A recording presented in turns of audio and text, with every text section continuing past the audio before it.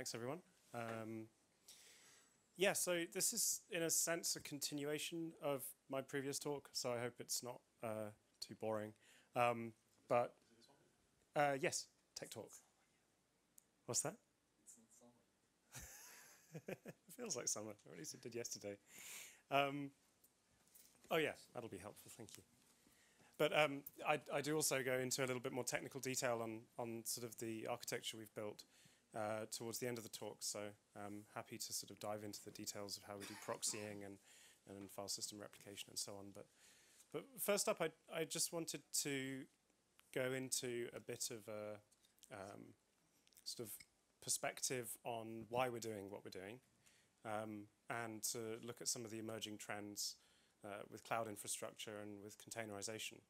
And it's interesting actually to hear stories about solving problems with zones 8 years ago, because it's funny how some things don't change, but they come around, and there's a huge buzz around Linux containers at the moment, but actually this tech is not new. So anyway, so I mean, I'm sure we can all agree that ZFS is awesome for storage, and there's a lot of storage folks in the room, and that's great. But unfortunately, at the moment, ZFS is less popular in the cloud, and it's less popular in a cloud infrastructure context. Although arguably it probably actually powers the backing store for many public clouds. But nevertheless, from a sort of user-facing point of view on cloud infrastructure, inferior file systems like ext4 are still more prevalent. And I think we should change that. So, cool. Yeah, I think that using OpenZFS on Linux in particular has an opportunity to really make a very big difference in terms of the portability of data as well as applications. And I'll explain what I mean by that. But so let's start off. I mean, some of us were at DotScale yesterday, and that was actually a really sort of useful perspective on what people are doing these days. And more generally than just DotScale, this is sort of the stack that a lot of people are building their applications for these days. And this goes from like webby people all the way up to some of the forward-thinking enterprise companies who are building open cloud style applications as opposed to the more old school sort of classic legacy application architectures. So it's pretty much everything's Linux, unfortunately. And Ubuntu is probably in the lead on cloud. CentOS and RHEL are obviously big in the enterprise.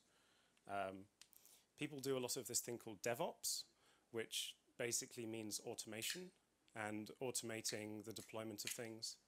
And things like Docker, well, specifically Docker, and Linux containerization has recently become a very popular mechanism for deploying an application in a predictable way and making it portable between a dev environment and a test environment, and then when you move it into production.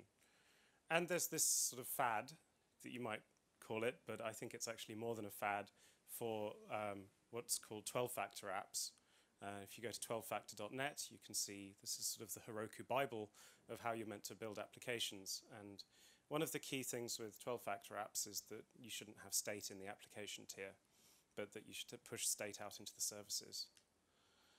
I'll talk about state in a second, but just so at a high level, the promise of containers, as I've already said, is that applications should be portable. So you should be able to build an application on your laptop in a VM, and you should be able to deploy that application onto a test environment or a staging environment, and that same image, the same bits that make up that userland, typically userland Linux environment with all of its dependencies and all of its configuration, should then be movable directly into production. And that's super helpful because it solves this whole dependency hell problem that you have, and like configuration management problem, and sort of state drifting from one production environment to the next. But that's great, and like Docker and containerization solves a very real problem, which is why it's taken off. But I believe that data deserves to be portable too. And the application state that you get with a Docker environment is effectively read-only once it's been deployed into production or even deployed in a test environment. Like I said, the 12-factor apps manifesto talks about how that should be the case so that you can scale applications out dynamically, for example.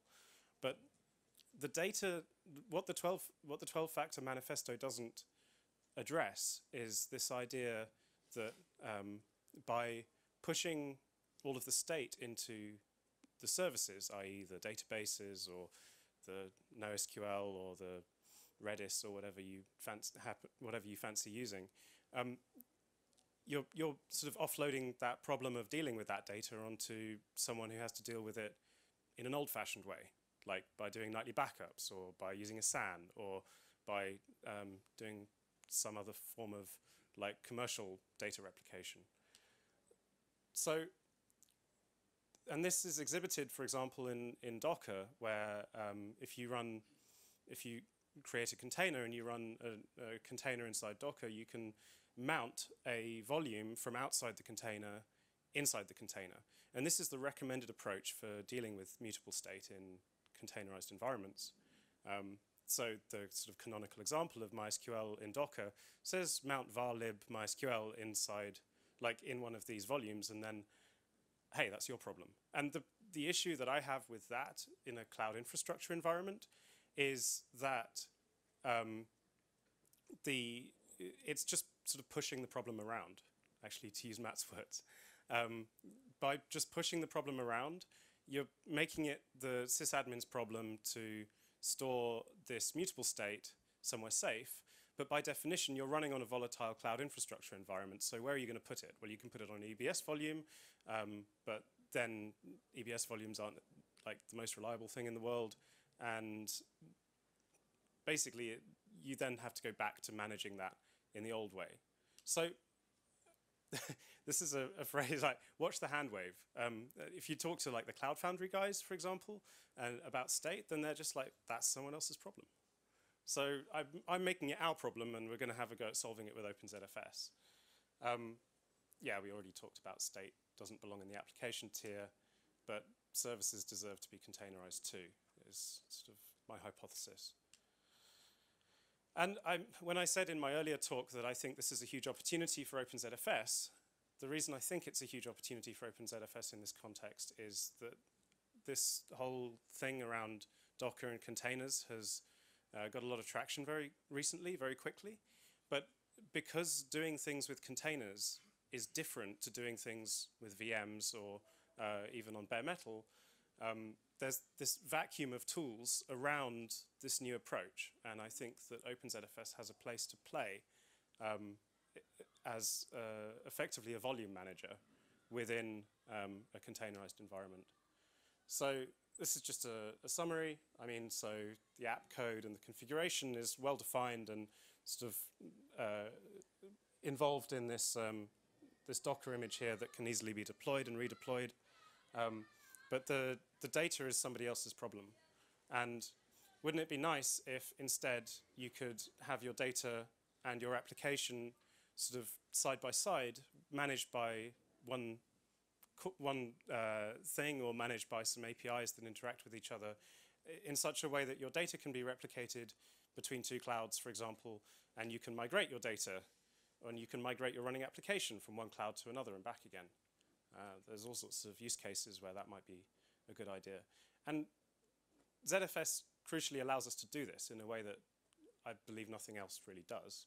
And that's all down to send and receive. So we've got Matt to thank for that again. And just another sort of motivation for this is this idea that when you're doing things with containers, you're doing it differently. You can look at the stack of all of the technology that VMware built around VMs, and you can see that, like, if you replace VMs with containers, then like VMware snapshots correlate with snapshot and rollback in OpenZFS.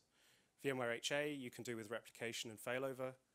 Live migration, I'll show you how we do live migration in a second. And then there's sort of this higher order stuff on top. VMware DRS is sort of dynamically migrates VMs around in response to changing load on those VMs. So yeah, so I mean, now time for the architecture diagram. So this is sort of how we've architected this stuff. Each of these squares here corresponds with a container that has some associated state with it. So there might be a container that's running in a master mode on one server over here in the US and is being continuously replicated using ZFS send and receive to a slave node over in the UK, but also continuously being replicated to a slave node in the same data center as well. Obviously, this means that you can tolerate the failure of a single node in this DC, or you could tolerate the failure of the whole DC. This diagram is sort of a high level. We've got this proxy layer that's sitting on top of some containerization, and that containerization should be Docker, I believe.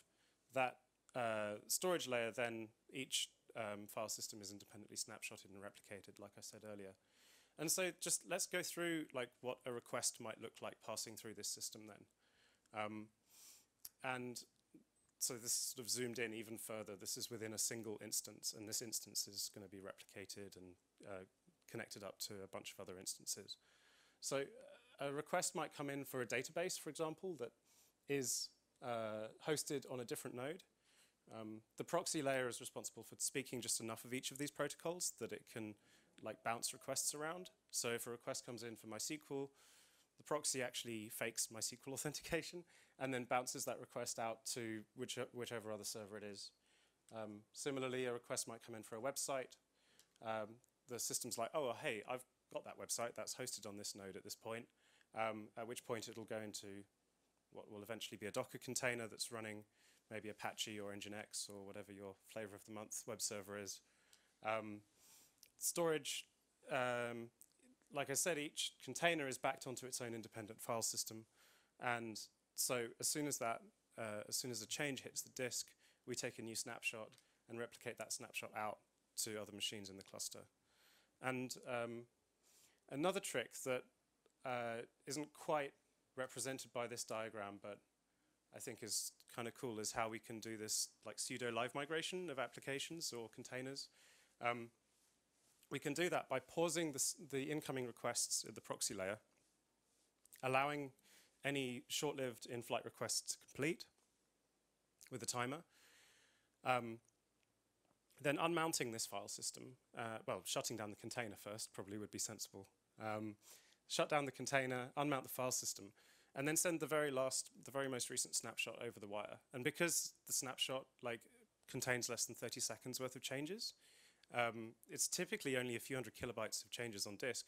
So it's very, very quick to send that snapshot over to a new node or the receiving node, at which point it can get mounted, the container can be booted very, very quickly, and the like built-up requests that have been queued here then get sent directly over to the new node. And in this way, we can do this so-called live migration. It's not copying memory around like VMware vMotion is, which actually is a huge benefit because it's much cheaper.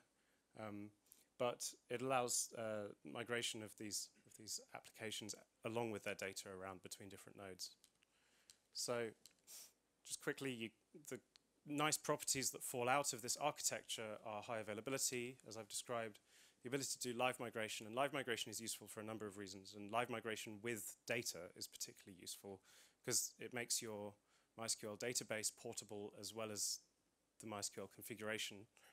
And you might want to do that if you want to offline some nodes, if you want to upgrade the RAM in your rack, or even if you've decided that your cloud provider is crappy and you want to migrate to a better cloud provider. We can also then do this sort of form of auto scale up by monitoring the, we use dtrace a lot for this, so monitoring the impact of each container in terms of disk I/O and memory usage, and then doing some sort of balancing algorithms to, if something starts getting really, really busy, we can migrate the other busy things away from that server. So you can scale applications up and down. And that's particularly useful for stateful apps and databases that will typically be running on a single server. And then there's the time machine feature. So we can provide an API that hooks into ZFS rollback that allows customers to continuously undo their mistakes, as I said this morning. So that's it. I hope you enjoy my cheeky picture of a whale with OpenZFS in it. And we'd really love people to get involved with a private beta. So if anyone would be interested in that, please drop me an email. I'd be happy to get involved. So thank you very much. Yeah, any questions? Seems like you're a fan of dtrace as well. Yeah. Do you? What are your thoughts on migrating to Linux? Let's make it work. All right. Yeah. I mean, dtrace isn't going to be a prerequisite for us, I don't think, not for a while, because we're working on building that stack up piece at a time. Oh, and another thing just to point out is that the work that we're doing on the new Linux project is all going to be done in the open.